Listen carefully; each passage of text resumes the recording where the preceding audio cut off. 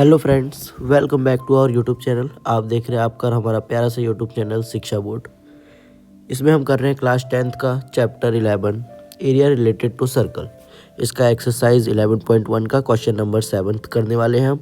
6 तक मैंने एक एक क्वेश्चन सॉल्व करके अपलोड कर दिया है प्लेलिस्ट में। ठीक है, क्लास 10th की प्लेलिस्ट में आपको बाकी सारे चैप्टर्स के भी क्वेश्चन मिल जाएंगे और जो बाकी आपके डाउट्स होंगे वो भी क्लियर आउट हो जाएंगे। जो भी बच्चा इस चैनल पे पहली बार विजिट कर रहा है उससे एक हम्बल रिक्वेस्ट है कि चैनल को सब्सक्राइब करें, वीडियो को लाइक करें और अगर वीडियो आपको सच में अच्छी लगती है तो एक प्यारा सा कमेंट करके मुझे क्या कर सकते हैं, मेरा कॉन्फिडेंस अप कर सकते हैं। चलिए करते हैं क्वेश्चन नंबर 7। क्वेश्चन है आपका, अ cord of a circle of radius 12 centimetre sustain an angle of 120 degree at the centre. एक सर्कल है, इस सर्कल पे बेसिकली एक कॉर्ड दे रखा है। ठीक है, इस कॉर्ड का लेंथ हमें नहीं दिया है, लेकिन हमें दिया हुआ है कि ये जो सेंटर से one side of the circle का लेंथ है यानी कि बेसिकली रेडियस है वो 12 सेंटीमीटर दे रखा है।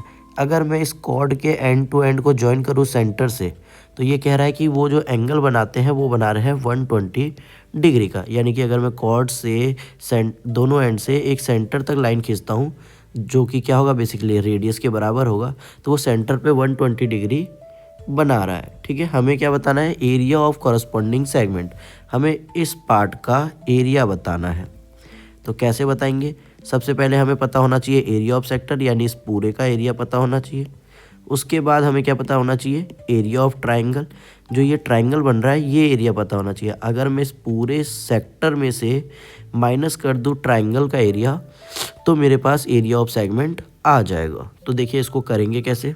सबसे पहले गिवन क्या है, हमें गिवन है हमें एक सर्कल, ठीक है, विथ सेंटर ओ बोल देते हैं, चलो ओ। ठीक है, एक सर्कल दिया है हमें विथ सेंटर ओ। ठीक, उसके अलावा हमें दिया है रेडियस। रेडियस कितना दिया है हमें, 12 सेंटीमीटर। उसके बाद हमें दिया है एंगल एट द सेंटर, एक सेकेंड, एंगल एट सेंटर वो कितना दे रखा है, 120 डिग्री। ठीक, अब मैं इसको नेमिंग कर देता हूँ, इसको मैं ओ, इसको ए और इसको बी नाम दे देता हूँ। तो in triangle O A B, अगर मैं ट्रायंगल ओ ए बी की बात करूँ तो क्या होता है, देखिए इस ट्रायंगल को मैं दोबारा से ड्रॉ करता हूँ। एक लेंथ मैंने ये खींची, एक मैंने ये खींची, ठीक, और ये मैंने इसको ज्वाइन कर दिया। तो यहाँ जो एंगल है ये बेसिकली बनता है 120 डिग्री का और ये हमारे पास 12 सेंटीमीटर है। अब मैं कंस्ट्रक्शन करूँगा। ठीक है, कंस्ट्रक्शन लिख लो या ड्रॉ लिख लो, जो मर्जी है, मैं कंस्ट्रक्शन डाल के लिख रहा हूँ। तो कंस्ट्रक्शन में डायरेक्ट लिखूँगा, क्या लिखूँगा, ड्रॉ ओ ए और बी इसकी नेमिंग है, draw O M perpendicular to A B chord. ठीक है, तो यहाँ पर मैं एक परपेंडिकुलर ड्रॉ करता हूँ जिसका नाम देता हूँ ओ से एम, जो कि परपेंडिकुलर होगा ए बी के। तो अगर ये ए बी के परपेंडिकुलर है और ये पूरा 120 डिग्री का है तो ये कितना होगा, उसका आधा यानी 60 डिग्री हो जाएगा। ठीक है, तो देखो now in triangle A O M में एंगल ए ओ एम कितना आएगा हमारा, 60 डिग्री है ना। क्यों आएगा 60, क्यों आएगा 60, क्योंकि जो एंगल ए ओ एम है ये हाफ है एंगल ए ओ बी के, यानी कि 120 का हाफ हो जाएगा, तभी वो कितना आएगा, 60 डिग्री आएगा। अब देखो क्या करेंगे, जो भी एंगल मैं लेता हूँ किसी भी ट्रायंगल में, जैसे एक मैं ट्रायंगल बनाता हूँ, यही बना लेता हूँ 90 डिग्री वाला। ठीक है, तो जैसे ये मैंने एक ट्रायंगल बनाया तो इस ट्रायंगल में अगर ये 90 है और इसको मैं थीटा लेता हूँ तो यही थीटा वाला साइड हमारा बेस होता है और ये परपेंडिकुलर होता है। ये हमने पढ़ लिया है किसमें, इंट्रोडक्शन टू ट्रिग्नोमेट्री में। ठीक है, हमें पता है ये 12 सेंटीमीटर का है क्योंकि रेडियस कॉर्ड के दोनों साइड से सेंटर तक का लेंथ ही रेडियस है एंड टू एंड, तो दोनों ही 12 के होंगे। ठीक है, तो अगर मैं लिखता हूँ साइन थीटा, तो साइन थीटा की वैल्यू क्या होती है? परपेंडिकुलर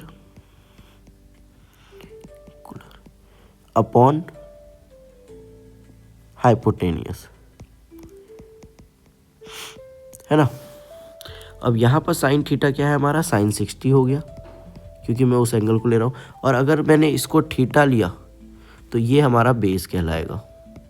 ठीक है, और अगर ये बेस है तो ये परपेंडिकुलर होगा और ये हाइपोटेनियस ही रहता है। साइन 60 इज इक्वल टू क्या हो जाएगा? परपेंडिकुलर यहाँ क्या है? AM अपॉन में हाइपोटेनियस क्या है हमारा? AO। ठीक है, अब यहाँ साइन 60 की वैल्यू क्या होती है? √3/2 होती है, आई थिंक सो। ठीक, is equal to AM। AM कितना है? एक सेकेंड, AM है हमारे पास, निकालना है, और AB हमारे पास 12 है।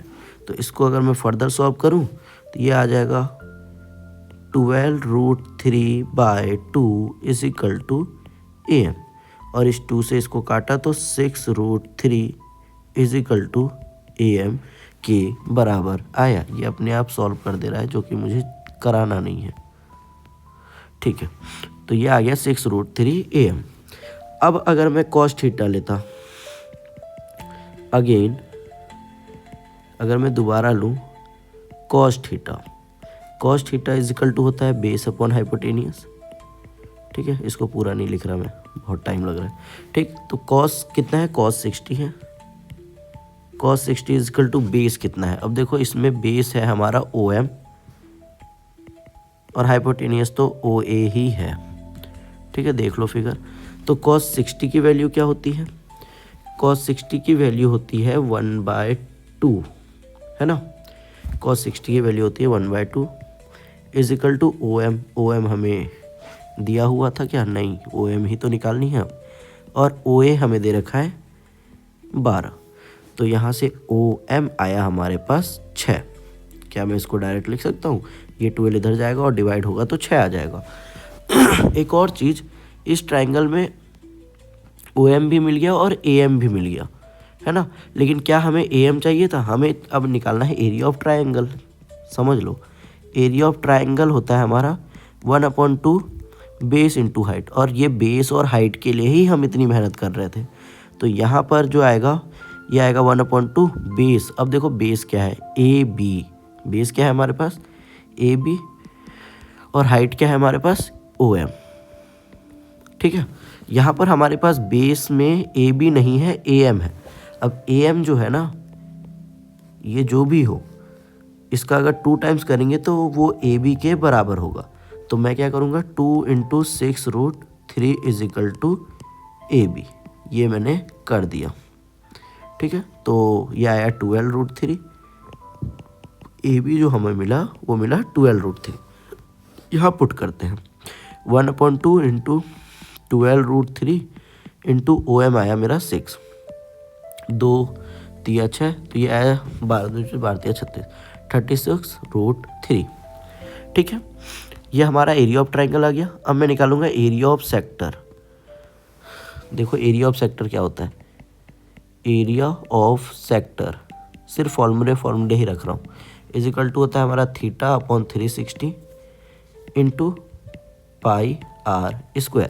थीटा कितना है? 120। पूरा ट्राइंगल लेंगे अब हम, 120/360 इंटू पाई, हमें 3.14 बोला है वही लेंगे, इंटू आर कितना है हमारे पास?